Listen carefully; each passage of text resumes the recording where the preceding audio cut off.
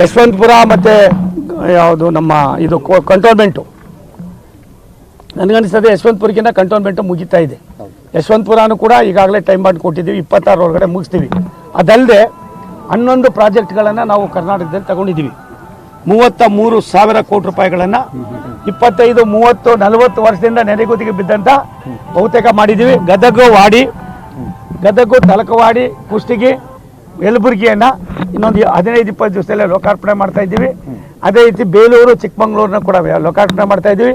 ಬೇಲೂರಿಂದ ಹಾಸನಿಗೆ ಇನ್ನೊಂದು ಲೈನನ್ನು ತರ್ತಕ್ಕಂಥದಕ್ಕೆ 580 ಎಕರೆ ಜಾಗವನ್ನು ತೆಗೆದುಕೊಂಡಿದ್ದೀವಿ. ತುಮಕೂರಿನ ರಾಯದುರ್ಗ, ತುಮಕೂರು 217 ಕಿಲೋಮೀಟ್ರು ಆಂಧ್ರ ಪ್ರದೇಶದಿಂದ ಇಲ್ಲಿ ಬರ್ತಕ್ಕಂಥದ್ದು.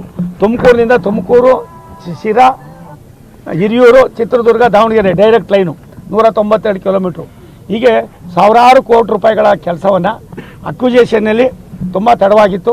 ನಾವೇ ಸ್ವತಃ ಬಂದ ಮೇಲೆ ನಾನು ರಾಜ್ಯ ಸರ್ಕಾರವನ್ನು ವಿಶೇಷವಾಗಿ ಜಿಲ್ಲಾಡಳಿತವನ್ನು ಅಭಿನಂದನೆ ಮಾಡ್ತೀನಿ. ಜಿಲ್ಲಾಧಿಕಾರಿಗಳ ಕಾರ್ಯವೈಖರಿಯಲ್ಲಿ ಸಾಕಷ್ಟು ಬದಲಾವಣೆ ಇದೆ. ಈ ಎಲ್ಲವೂ ಕೂಡ ಸಾರ್ವಜನಿಕರು ಮಾಡ್ತಕ್ಕಂಥ ಕೆಲಸ ಆಗಿರೋದ್ರಿಂದ ನಮ್ಮದು ನರೇಂದ್ರ ಮೋದಿಯವರ ಸೂಚನೆ ಹೊಸ ಸ್ಕೀಮ್ಗಳನ್ನು ಎಷ್ಟು ತಗೋತೀರ ಅನ್ನೋದಕ್ಕಿಂತ ಹೆಚ್ಚಾಗಿ ನಿಂತಿರ್ತಕ್ಕಂಥ ಪ್ರಾಜೆಕ್ಟ್ಗಳೇನಿದೆ 16 ವರ್ಷಗಳಿಂದ ಜನರ ಮನಸ್ಸಿನಲ್ಲಿ ಬೇಸರಿಕೆ ಏನಿದೆ ಅದನ್ನು ಹೋಗಲಾಡಿಸ್ತಕ್ಕಂಥದ್ದಕ್ಕೆ ಇವತ್ತು ತೀರ್ಮಾನ ಮಾಡಿದ್ದಾರೆ. ನಾಳೆ 12 ಗಂಟೆಗೆ ರಾಮೇಶ್ವರದ ಪಂಬಂ ಬ್ರಿಡ್ಜನ್ನು ಲೋಕಾರ್ಪಣೆ ಮಾಡ್ತಾ ಇದ್ದಾರೆ. 2,500 ಕೋಟಿ ರೂಪಾಯಿಗಳನ್ನು ಖರ್ಚು ಮಾಡಿ ಒಂದು ಐತಿಹಾಸಿಕ ಒಂದು ಬ್ರಿಡ್ಜನ್ನು ಇವತ್ತು ರಾಮೇಶ್ವರಕ್ಕೆ ಹೋಗ್ತಕ್ಕಂಥ ಅದಕ್ಕೆ ಮಧುರೆಯಿಂದ ಮಾಡ್ತಕ್ಕಂಥ ದೊಡ್ಡ ಕೆಲಸವನ್ನು ಮಾಡ್ತಾ ಇದ್ದಾರೆ. ಅದಲ್ದಿರ ಕಾಶ್ಮೀರದಲ್ಲಿ ಸುಮಾರು 4,500 ಸಾವಿರ ಕೋಟಿ ರೂಪಾಯಿಗಳ ಯೋಜನೆಗಳನ್ನು 8ನೇ ತಾರೀಕು 9ನೇ ತಾರೀಕು ಅದು ಕೂಡ ಲೋಕಾರ್ಪಣೆ ಮಾಡ್ತಾ ಇದ್ದಾರೆ. ಇಡೀ ದೇಶಾದ್ಯಂತ ಭಾರತ ದೇಶದ ಯಾವುದೇ 32-34 ರಾಜ್ಯಗಳಿವೆ. ಎಲ್ಲ ರಾಜ್ಯಗಳ ಅಭಿವೃದ್ಧಿಯೂ ಕೂಡ ಭಾರತ ಸರ್ಕಾರದ ಅನ್ನೋ ದೃಷ್ಟಿಯಿಂದ ರಾಷ್ಟ್ರದ ಪ್ರಧಾನಮಂತ್ರಿಗಳು ಸನ್ಮಾನ್ಯ ನರೇಂದ್ರ ಮೋದಿಯವರು ನಮಗೆ 24x7 ಕೆಲಸ ಕೊಟ್ಟಿದ್ದಾರೆ. ಆ ಕೆಲಸವನ್ನು ಮಾಡಿ ಜನರ ಮೆಚ್ಚುಗೆಗೆ, ಜನರಿಗೆ ಬೇಕಾದಂಥ ಅವಶ್ಯಕತೆಗಳಿಗೆ ಮಾಡ್ತೀವಿ. ಸಬರ್ಬನ್ನು ಈಗಾಗಲೇ 2 ಸ್ಟೇಜನ್ನು ನಾವು ತೊಗೊಂಡಿದ್ದೀವಿ. ಇನ್ನು 2 ಸ್ಟೇಜ್ ಇವ್ರ ಕೈಲಿ ಮಾಡೋಕ್ಕಾಗೋದಿಲ್ಲ. ಅದಕ್ಕೆ ನಾನು ಮತ್ತು ನಮ್ಮ ಮಂತ್ರಿಗಳಾದ ಸನ್ಮಾನ್ಯ ಅಶ್ವಿನಿ ವೈಷ್ಣವ್ ಅವರು ಚರ್ಚೆ ಮಾಡಿದ್ದೀವಿ. ನಮ್ಮ ತೇಜಸ್ ಸೂರ್ಯ ಹತ್ರ ಮಾತಾಡ್ತೀವಿ. ಅವ್ರ ಕೈಲಿ ಆಗೋದಿಲ್ಲ, ಕರ್ನಾಟಕ ಸರ್ಕಾರ ಮಾಡೋಕ್ಕಾಗೋದಿಲ್ಲ. ಈ 2ನೇ ಸ್ಕೀಮನ್ನು ಇನ್ನು ಸ್ವಲ್ಪ ದಿವಸದಲ್ಲಿ ನಾನು ಇನ್ನೊಂದು ವಾರದಲ್ಲಿ ಮತ್ತೆ ಅದೊಂದು ಮೀಟಿಂಗ್ ಮಾಡ್ತಾಯಿದ್ದೀನಿ. ಅದನ್ನು ಕೊಯ್ಗಾರ ಇವಾಗ 2 ಮುಗಿಸಿ ಇನ್ನೆರಡನ್ನು ನಾವೇ ತೊಗೊಂಡು ಅದನ್ನು ಮುಗಿಸೋದು ಅಂತ ಯೋಚನೆ ಮಾಡ್ತಾಯಿದ್ದೀವಿ. ಸರ್ಕ್ಯುಲರ್ ರೈಲ್ವೆ ಇದು ಈಗಾಗಲೇ ಸರ್ವೆ ಆಗ್ತಾಯಿದೆ, ಮುಗಿತಾ ಇದೆ. ಅದಾದಮೇಲೆ DPR ಮಾಡೋದೇನೋ ಅದೊಂದು ಮಾಡ್ತಾಯಿದ್ದೀವಿ. ಎಲ್ಲಕ್ಕಿಂತ ಮಿತವಾಗಿ ಒಂದು ಟರ್ಮಿನಲನ್ನು ಏನು ಏರ್ಪೋರ್ಟ್ ಇದೆ, ದೇವನಹಳ್ಳಿ ಹತ್ರ ಏರ್ಪೋರ್ಟ್ ಇದೆ, ಐತಿಹಾಸಿಕ ಟರ್ಮಿನಲನ್ನು ಮೊನ್ನೆ ಸಿಕಂದ್ರಾಬಾದ್ನಲ್ಲಿ ಚಿರ್ಲಿಪಲ್ಲಿ ಅನ್ನುವ ಒಂದು ಗ್ರಾಮದಲ್ಲಿ ಒಂದು ಇದು ಮಾಡಿದ್ದೀವಿ. ಅದನ್ನು ಮಾದರಿಯಾಗಿಟ್ಕೊಂಡು ಕರ್ನಾಟಕದ 4 ಕಡೆಯಲ್ಲೂ ಕೂಡ 4 ಟರ್ಮಿನಲನ್ನು ಮಾಡಬೇಕು ಅನ್ನೋದು ನಮ್ಮ ಹಿರಿಯ ಮಂತ್ರಿಗಳಾದ ಸನ್ಮಾನ್ಯ ರೈಲ್ವೆ ಮಂತ್ರಿಗಳ ಅಶ್ವಿನಿ ವೈಷ್ಣವ್ ಅವರ ಬಯಕೆ ಆಗಿದೆ.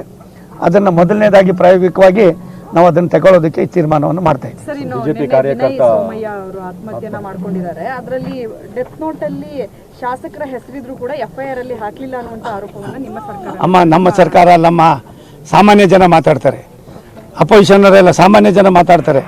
ಈ ಸರ್ಕಾರಕ್ಕೆ ನಿಂತೋಗಿದೆ, ಏನೂ ಇಲ್ಲ, ರಕ್ತ ಸಂಚಾರ ಆಯ್ತಾ ಇದೆಯಲ್ಲೋ ಗೊತ್ತಿಲ್ಲ, ಅದು ಯಾವ ರೀತಿ ಅವರು ಸರ್ಕಾರ ನಡೆಸ್ತಾ ಇದ್ದಾರೆ ಅಂತ ಗೊತ್ತಿಲ್ಲ. ತಲೆ ಬುಡ ಇಲ್ಲದೆ ಇರ್ತಕ್ಕಂಥ ವ್ಯವಸ್ಥೆ ಆಗಿದೆ. ಕಾನೂನು ಅನ್ನೋದು ಪೊಲೀಸ್ನವರು ಒಂದು ರೀತಿ ಕರ್ನಾಟಕ ಪೊಲೀಸ್ಗೆ ಭಾರಿ ಗೌರವ ಇತ್ತು, ಭಾರಿ ಮರ್ಯಾದೆ ಇತ್ತು. ಯಾವುದೇ ಹಂತದಲ್ಲೂ ಕೂಡ ಪೊಲೀಸ್ನವರು ತಮ್ಮ ತನವನ್ನು ಬಿಟ್ಕೊಟ್ಟಿರಲ್ಲ, ವಿಶೇಷವಾಗಿ ಕರ್ನಾಟಕದ ಪೊಲೀಸ್ನವರು. ಅದು ಯಾಕೋ ಏನೋ ಇತ್ತೀಚೆಗೆ ಸ್ವಲ್ಪ ಅವರು ಕೂಡ ನಿರ್ಲಿಪ್ತತೆ ಆಗ್ತಾ ಇದ್ದಾರೆ. ಇದು ಬೇಡ. ಒಂದು ಯಾರೂ ದೊಡ್ಡವರಲ್ಲ ಕಾನೂನಿಗಿನ್ನ. ಈಗಾಗಲೇ ಅವ್ರ ತಮ್ಮವರು ಕೂಡ ಕಂಪ್ಲೇಂಟ್ ಕೊಟ್ಟಿದ್ದಾರೆ. ಕಂಪ್ಲೇಂಟನ್ನು ಆಧಾರವಾಗಿ ಇಟ್ಕೊಂಡು ಏನು FIR ಮಾಡಿದ್ದೀರಿ, ಆ FIR ಜೊತೆಯಲ್ಲಿ ಯಾರು ತಪ್ಪಿತಸ್ಥರಿದ್ದಾರೆ ಎನ್ಕ್ವೈರಿ ಆಗಲಿ, ಎನ್ಕ್ವೈರಿ ಮಾಡಿ ತಪ್ಪಿತಸ್ಥರಿದ್ದರೆ ಅಂಥವ್ರ ಮೇಲೆ ಕ್ರಮ ತಗೊಳ್ದೆ ಹೋದರೆ ಸಾಮಾನ್ಯರು ಬದುಕೋದು ಕಷ್ಟ ಆಯ್ತು. ಸರ್, ಈಗ ಮೈಸೂರಿಂದ ಬೆಳಗ್ಗೆ ಪ್ಯಾಸೆಂಜರ್ ರೈಲು ಬರ್ತದೆ ಅಂತ ಇದನ್ನು ಬೋಗಿಗಳು ಕಡಿಮೆ. ಹೌದಪ್ಪ, ಒಂದು ನಿಮಿಷ, ನಾನೇ ಮಾಡಿ ತಪ್ಪು. 2 ಹಾಕೋದಕ್ಕೆ 4 ಹಾಕ್ತೆಪ್ಪ. ಮೆಮೊ ಟ್ರೈನು ನಮ್ಮ ಜನ ಓಡಾಡಲಿ, ಕಡಿಮೆ ರೈಟು 30 ರೂಪಾಯಿ. ಮೈಸೂರು ಹತ್ಕೊಂಡ್ರೆ ಸೂರ್ಯ ಬೆಂಗಳೂರು ಬಂದು ಇಳಿತಾರೆ 30ಕ್ಕೆ, ಮಧ್ಯದಲ್ಲಿ ಹೋದರೆ 20 ರೂಪಾಯಿ. ತುಮಕೂರಿಂದ ಬೆಂಗಳೂರು ಬಂದರೆ 20 ರೂಪಾಯಿ, ಮಧ್ಯದಲ್ಲಿ ಇಳ್ಕೊಂಡ್ರೆ 10 ರೂಪಾಯಿ ಮಾಡಿದ್ರೆ ಎಲ್ಲ ಕಡೆ 8 ಬೋಗಿ ಹಾಕಿದ್ದು, ಇವಾಗ 12 ಬೋಗಿ ಹಾಕಿದ್ದೀವಿ. ಏನು ಮಾಡ್ತಾರೆ, ಪುಕ್ಸಾಟೆ ಸಿಗ್ತೀನಿ ಸೋಮಣ್ಣ ಅಂತ ಬೆಳಿಗ್ಗೆ ಏನಾದ್ರು ಫೋನ್ ಮಾಡಲಿ, ಬೇಡ ಅನ್ನೋದೇ ರಾತ್ರಿ 10 ಗಂಟೆ ಮಾಡಲಿ, 1 ಗಂಟೆ ರಾತ್ರಿಗೆ ಫೋನ್ ಹೊಡಿತಾರೆ ರೀ. ಏನೇ ಅಂದರೆ ನಿದ್ದೆ ಬಂದಿಲ್ಲ, ನಾಚಿಕೆ ಮಾಡ್ತೀನಿ. ಇದು ನನ್ನ ದುರಂತ. ಆದರೂ ಕೂಡ ಇವಾಗ ಮಾಡಿದ್ದೀವಿ. ತುಂಬ ಜನ ಬರ್ತಾ ಇದ್ದಾರೆ. ಜನರು ಕೂಡ ಅರ್ಥ ಮಾಡ್ಕೊ, ಇದು ನಮ್ಮದಲ್ಲ. ಈ ಕೊಡುಗೆ ನಮ್ಮೆಲ್ಲರ ನೆಚ್ಚಿನ ಪ್ರಧಾನಮಂತ್ರಿ ನರೇಂದ್ರ ಮೋದಿಯವರು. ಯಾರು ಯೋಚನೆ ಮಾಡಿರಲ್ಲ. ಇನ್ನೂ ಒಂದು ಯೋಚನೆ ಮಾಡ್ತಾ ಇದ್ದೀವಿ, ಹಾಸನಕ್ಕೂ ಕೂಡ ಮೆಮೊ ಟ್ರೈನ್ ಆಗ್ತಾ ಇದ್ದೀವಿ. ಅದಲ್ದಿರ ಈ ತಿಂಗಳೇ ಸಾಬ್ ಅಪ್ಪು ಮರಮೈ ಬೆಂಗಳೂರಿಂದ ಕುಕ್ಕೆಗೆ ಬರೋಕ್ಕಾಗ್ತಾ ಇರಲಿಲ್ಲ. ಒಂದೇ ಒಂದು ಟ್ರೈನ್ ಇತ್ತು. ಅಲ್ಲಿಗೆ ಇವಾಗ 2 ಟ್ರೈನ್ ಆಗ್ತಾ ಇದ್ದೀವಿ. ಕುಕ್ಕೆಯಿಂದ ಬೆಂಗಳೂರು, ಬೆಂಗಳೂರಿಂದ ಕುಕ್ಕೆ, ದಿನಕ್ಕೆ 4 ಟ್ರಿಪ್ಪು. ಕುಂದಾಪುರಕ್ಕೆ ಆಗ್ತಾ ಇದ್ದೀವಿ. ಒಂದೇ ಭಾರತ್ ಟ್ರೈನು 11ನೇ ತಾರೀಕು ಹಾವೇರಿಯಲ್ಲೂ ಕೂಡ ನಿಲ್ತಾ ಇದೆ. ಹೀಗೆ ಸುಮಾರು ಕೆಲಸಗಳನ್ನು ಮಾಡ್ತಾ ಇದ್ದೀವಿ. ನಾವು ಮಾಡೋ ಕೆಲಸಗಳನ್ನ ನೀವು ಎಲ್ಲ ಒಂದು ಕಡೆ ಜನರಿಗೂ ಕೂಡ ಸರಿಯಾಗಿ ಹೇಳಬೇಕಾಯ್ತದೆ. ಒಂದು ಸತ್ಯ, ಸಾಮಾನ್ಯ ಜನರಿಗೆ ಪ್ರಯಾಣ ಮಾಡೋದಕ್ಕೆ ಸವಲತ್ತು ಇರ್ತಕ್ಕಂಥದ್ದು ರೈಲ್ವೆ ಇಲಾಖೆ. ಇದರ ಕನಸನ್ನು ನೆನಸಾಗಿ ಮಾಡ್ತಕ್ಕಂಥವರು ನಮ್ಮೆಲ್ಲರ ನೆಚ್ಚಿನ ಪ್ರಧಾನಮಂತ್ರಿ ನರೇಂದ್ರ ಮೋದಿಯವರು.